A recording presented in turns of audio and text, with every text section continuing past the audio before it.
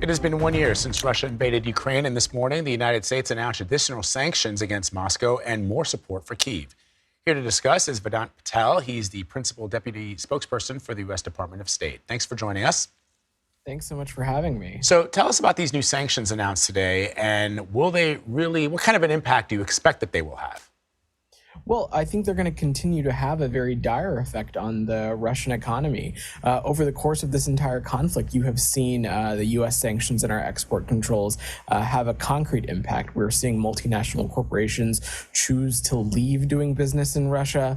You're seeing Russian GDP shrink. And this is, you have to remember, combined and part of our overall assistance, which you saw President Biden announce a major security package early this week, standing next to President Zelensky. And so 1 year later, our commitment to our Ukrainian partners endures.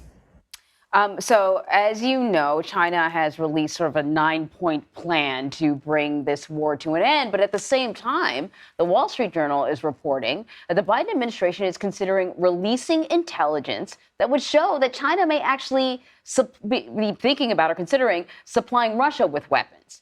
How big of a concern is China? It's trying to present itself as a neutral party. But, you know, I don't think many people believe that at this point. That's absolutely right. And what you have to remember is that it was about a year ago at this time where you saw President Putin and President Xi discuss their partnership without limits. And so, of course, China providing lethal assistance to Russia would be of great concern. And you saw Secretary Blinken raise this directly with State Councilor Wang Yi on the margins of the Munich Security Conference. And so, of course, this is something we're going to pay close attention to. And China cannot have it two ways. It publicly trying to portray itself as some kind of neutral party, but on the other hand, not only just playing up Russian disinformation as it relates to the conflict in Ukraine, but also, as we know it, currently providing non-lethal aid as well. The United Nations Security Council, as you know, is meeting later today. Last night, the UN voted overwhelmingly to call for an end to this war. They called for Russia specifically to end this war. China was one of the 32 countries that abstained from voting, as Anne-Marie was pointing out. So again, as Anne-Marie says, you've got on one hand China saying that they want the war to end, but they actually won't put pen to paper and put it in writing. That's absolutely right. And I think an important thing to remember here is, again, China, over the course of this conflict, has seemingly wanted to have it both ways.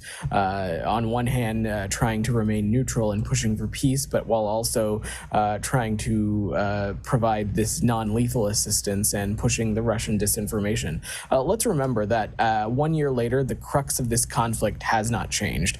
We have one country, Russia, trying to erase the borders of another country, Ukraine. And the conflict could end very simply. Russia could leave. It could withdraw its military forces and assets from Ukrainian territory. That could happen today, and this conflict could be over.